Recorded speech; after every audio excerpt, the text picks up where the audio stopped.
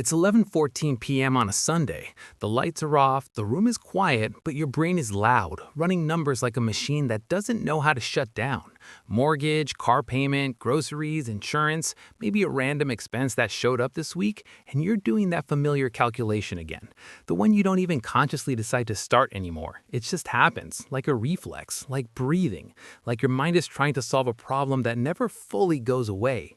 And nothing is technically wrong, nothing is on fire, you're not in crisis, you're functioning, you're paying your bills, you're doing what you're supposed to do, but there's this quiet pressure sitting in the background, this constant awareness that most of your life is already spoken for before the month even begins. And then there's that moment. Maybe you've had it, maybe you've seen it in someone else. Your neighbor, same street, similar house, similar life on the surface, but he takes a random Tuesday off, not for vacation, not for a special occasion, just because he felt like it. No stress, no overthinking, no calculation. And it hits you. He's not necessarily smarter, not necessarily more talented, not even dramatically richer. He just closed a tab you still have open. And that tab is your house. Because here's what nobody tells you clearly enough. When you take on a 30-year mortgage, you're not just buying a home, you're signing a long-term agreement that quietly shapes almost every decision you make for the next 3 decades. Where you work, how much risk you take, what you say yes to, what you say no to, how you sleep, how you think, how much pressure you carry without even realizing it.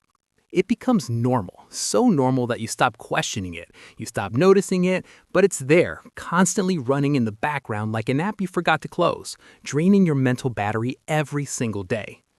Let's talk about the numbers, because this is where it stops being abstract and becomes real.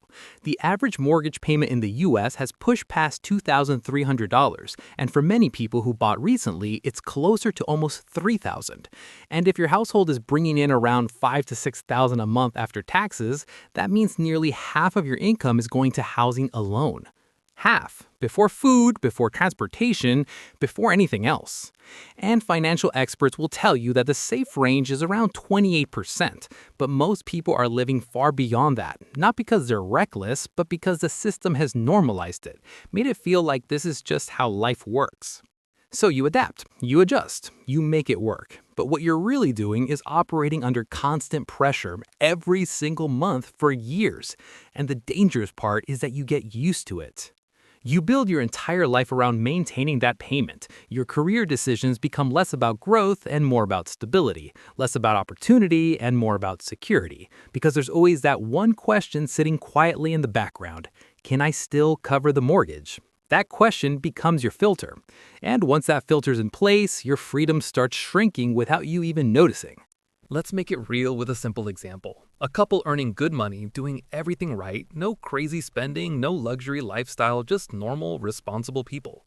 They bring in a solid income, pay their taxes, contribute a bit to retirement, and at the end of the month, after mortgage, transportation, food, insurance, everything that's considered normal, they're left with almost nothing. Not because they failed, not because they're irresponsible, but because the structure they're in leaves no margin. And margin is everything. Margin is what allows you to breathe, to think, to make decisions without pressure, to take opportunities when they appear.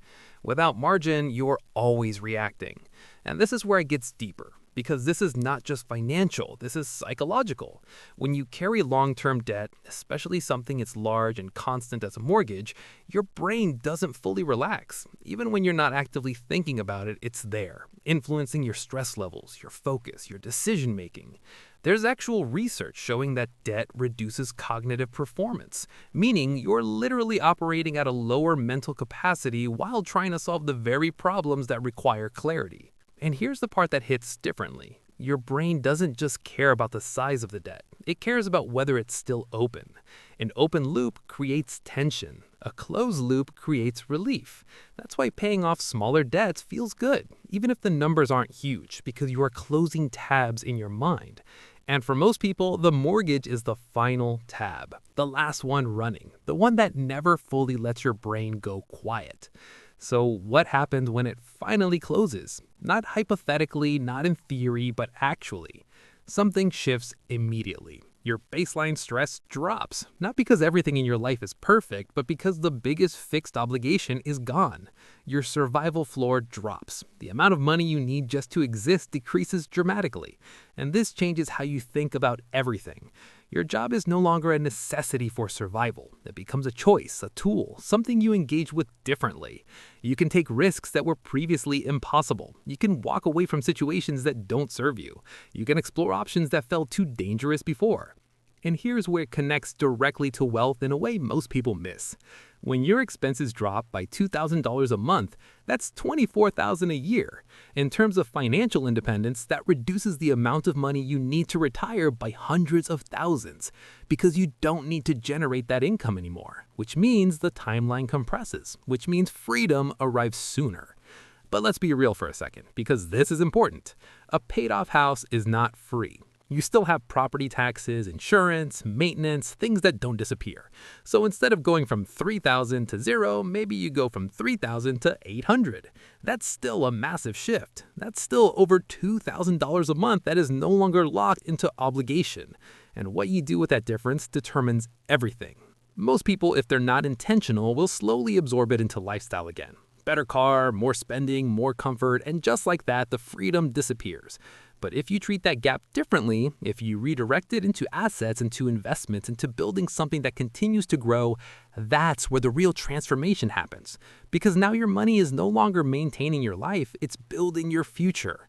And this is where we need to talk about strategy. Not extreme, not unrealistic, but practical. You don't need to destroy your life to pay off your house early. Small changes applied consistently create massive shifts over time. Paying every 2 weeks instead of once a month adds an extra payment each year without feeling drastic. Adding a few $100s to your principal each month cuts years off your loan and saves tens or even hundreds of thousands in interest.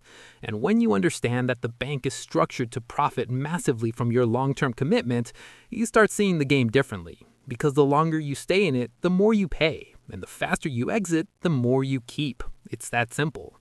But beyond the math, beyond the strategy, beyond the numbers, this is about something deeper. Control. Because when that last payment is made, something changes in how you see yourself. You are no longer someone maintaining a system. You are someone who completed it. And that psychological shift is powerful. You think differently, you move differently, you carry yourself differently because you are no longer under the same pressure.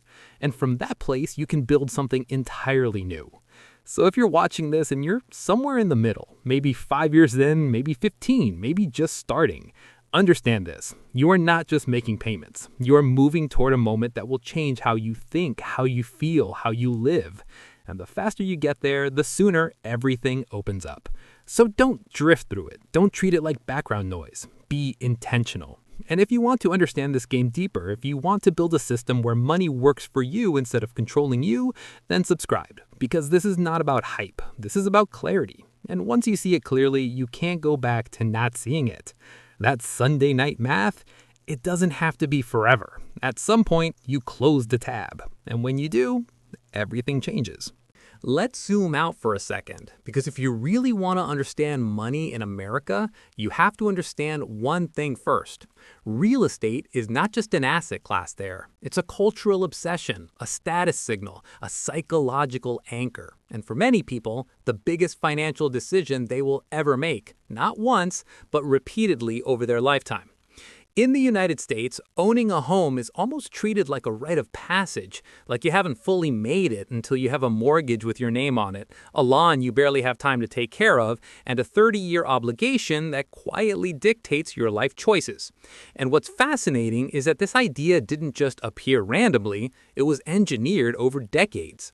Go back to the mid-20th century, after World War II. The U.S. government literally built the modern housing system through policies like the GI Bill, making it easier for millions of families to buy homes, creating suburbs, creating this image of stability tied to ownership. And from that moment, real estate became deeply embedded in the American dream. Fast forward to today, and you have a system where the majority of people still believe that buying a home is always the smartest move, no matter the price, no matter the timing, no matter the personal situation. And sometimes that's true, but sometimes it's not. And the difference comes down to understanding the game instead of just participating in it. Let's talk about the average reality, not the Instagram version, not the I bought a duplex at 23 and retired at 30 version, but the actual numbers most people deal with. In the US, the average mortgage term is 30 years. And here's the part that surprises a lot of people. Most homeowners don't actually hold their mortgage for the full 30 years. The average duration before selling or refinancing is closer to 7 to 10 years, which means people are constantly resetting the clock, constantly paying interest-heavy early years over and over again. And this is where the bank quietly wins, because in the first years of a mortgage, the majority of your payment is interest, not principal. So every time you restart, you go back to feeding the system instead of building equity efficiently. Now, when do people actually pay off their homes fully? Statistically, many Americans enter their final mortgage-free stage somewhere in their late 50s to early 60s, often right before retirement, which means they spend the majority of their working life under that monthly pressure we talked about earlier. And here's where it gets even more interesting. A growing percentage of people are entering retirement still carrying mortgage debt, which historically was rare, but today it's becoming more common due to higher home prices, refinancing habits, and lifestyle inflation. So instead of retirement being a period of low expenses and freedom, it becomes a continuation of obligation, just with less income to support it.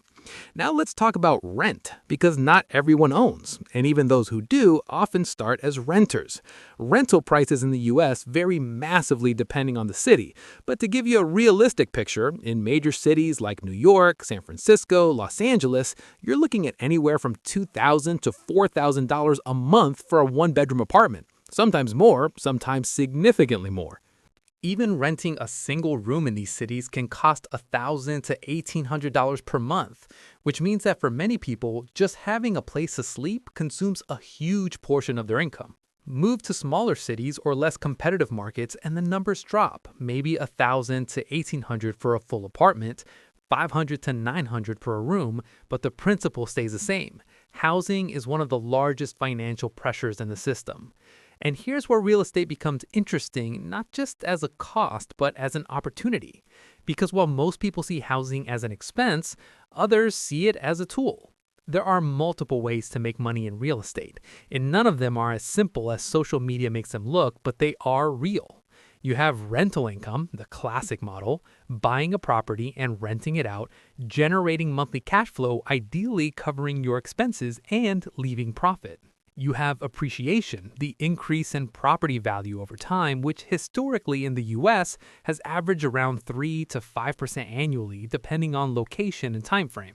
You have leverage, which is one of the most powerful aspects of real estate, the ability to control a large asset with relatively little upfront capital using borrowed money. And this is where things get interesting because leverage works both ways. It amplifies gains, but it also amplifies risk. Then you have strategies like house hacking, where you live in part of the property and rent out the rest, reducing or even eliminating your own housing cost. You have flipping, buying undervalued properties, renovating, and selling for profit, which sounds great until you realize it requires skill, timing, capital, and a tolerance of stress that most people underestimate.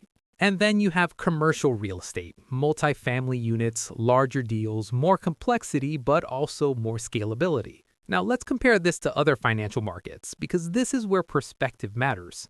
Stocks, for example, particularly broad market index funds like the S&P 500, have historically returned around 7 to 10% annually over the long term with high liquidity, meaning you can buy and sell quickly, low entry barriers, and relatively passive management. Real estate, on the other hand, is less liquid, requires more involvement, but offers leverage and potential tax advantages that stocks do not. Cryptocurrency, now that's a completely different game. High volatility, massive potential upside, but also significant risk. Driven as much by sentiment as by fundamentals. And while some people have made fortunes, many have also lost money chasing hype cycles. Startups, even higher risk, potentially massive rewards, but most fail, and the ones that succeed often take years before any real return is realized. So where does real estate fit in all of this? It sits somewhere in the middle, not as passive as stocks, not as volatile as crypto, not as uncertain as startups, but not as simple as people think either. It requires patience, discipline, and understanding of local markets, financing, and long-term trends. And historically, real estate has played a major role in wealth building, especially in the United States. Look at people like Donald Trump, who built his early reputation through real estate development, leveraging family connections, financing structures, and large scale projects to create visibility and wealth. Regardless of how people feel about him personally, his career is a clear example of how real estate can be used as a platform for building influence and capital. Or consider other developers, investors, individuals who quietly built portfolios over decades, not through flashy moves, but through consistent acquisition, management, and reinvestment. And here's the part that matters most for you. None of these people started with perfect conditions. They started with decisions. Small ones at first, buying one property, learning one market, making mistakes, adjusting. And over time, those decisions compound.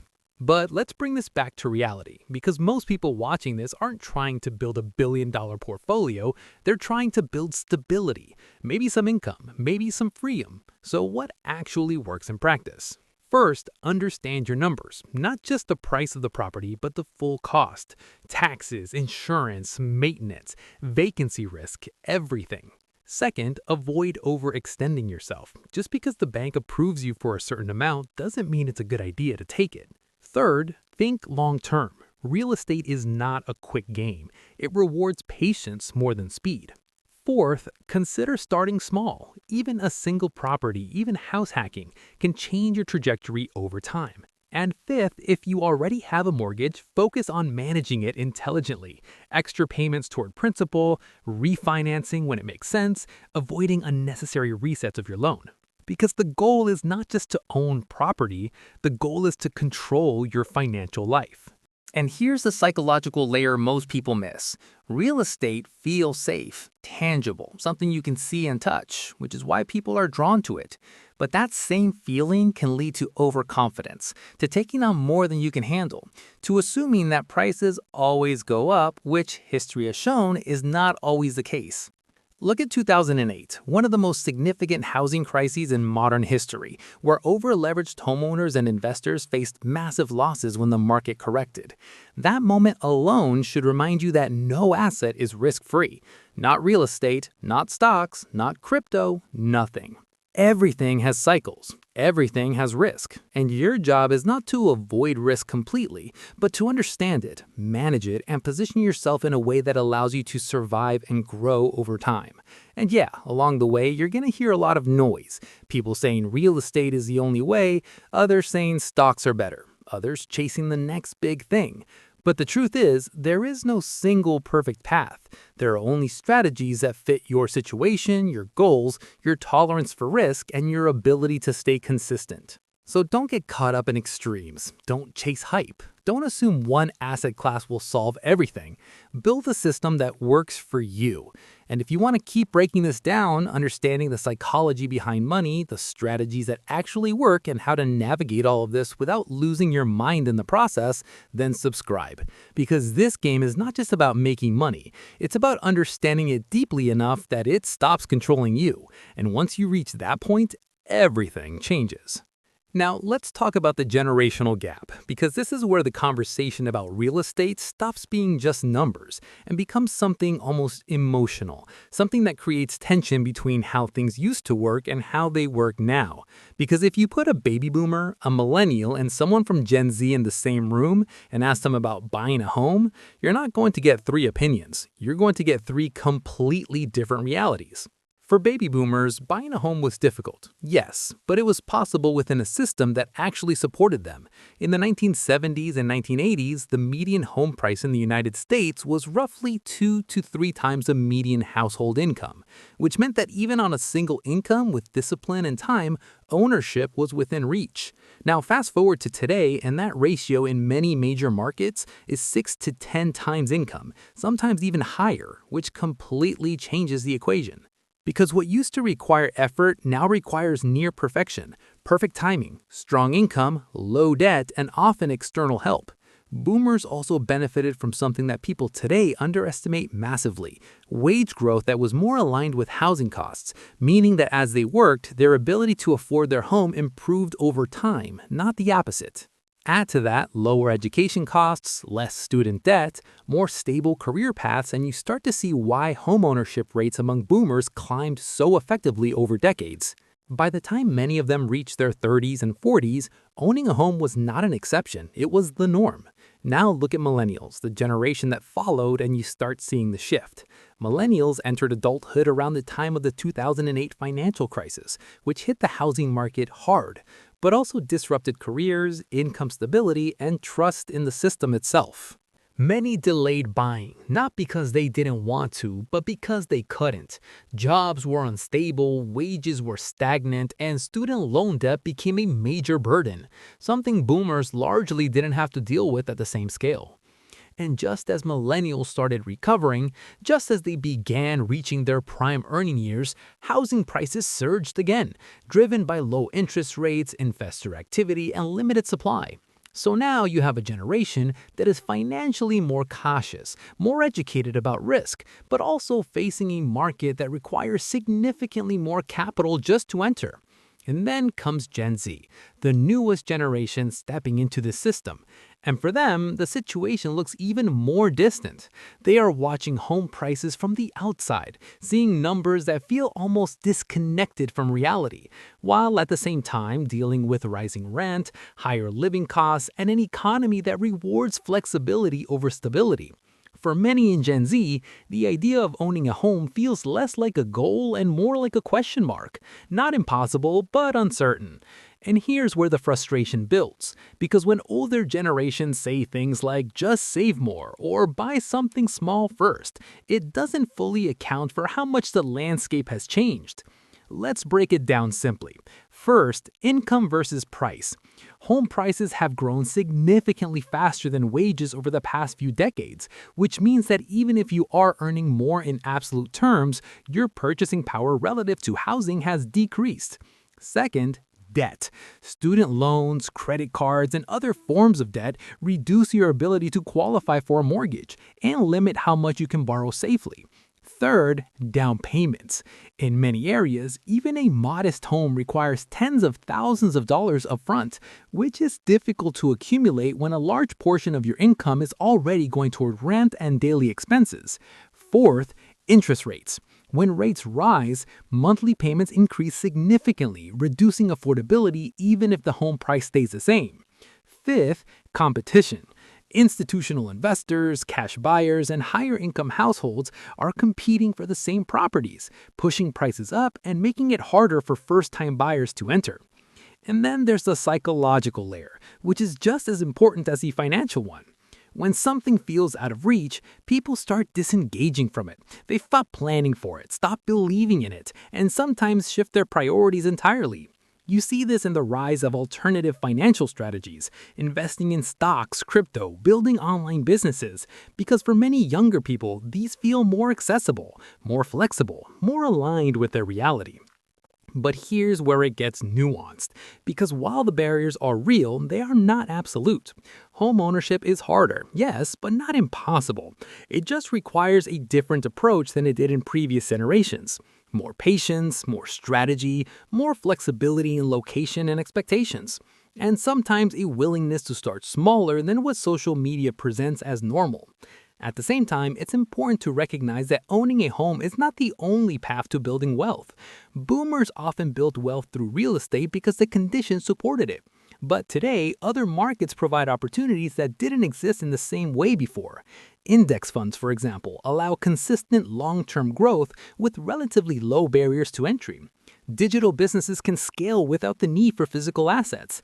And global access to markets means that you are no longer limited to one strategy. So the question is no longer just, can I buy a house? It becomes, what is the best way for me to build stability and freedom in this environment? And for some, that will still include real estate. For others, it may not, at least not immediately. That's okay. Because the real goal is not ownership for the sake of ownership. It's control, flexibility, and long-term security. Now, let's bring this back to psychology, because this generational shift is not just economic, it's emotional. Boomers often associate homeownership with success and stability because that's what worked in their time.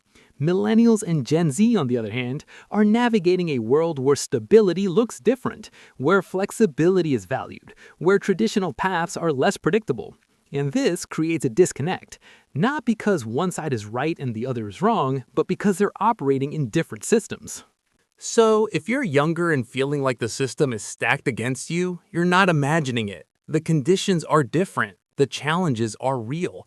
But that doesn't mean you're stuck. It means you have to think differently. Play the game with awareness, use the tools that are available to you, and most importantly, avoid comparing your timeline to someone who played under completely different rules, because that comparison will only create frustration, not progress. Focus on what you can control: your income, your skills, your decisions, your consistency. Because over time, those factors still matter, regardless of the generation you belong to. And if you stay intentional, if you stay disciplined, if you adapt instead of resisting the reality of the system, you can still build something solid. Maybe it won't look exactly like it did for previous generations, maybe it will take longer, maybe the path will be different. But different does not mean impossible. It just means you have to approach it with clarity instead of assumption. And that clarity is what separates those who stay stuck from those who eventually find their way forward. So, if you're still interested to paying off your house, subscribe to the channel, and I'll see you in the next one.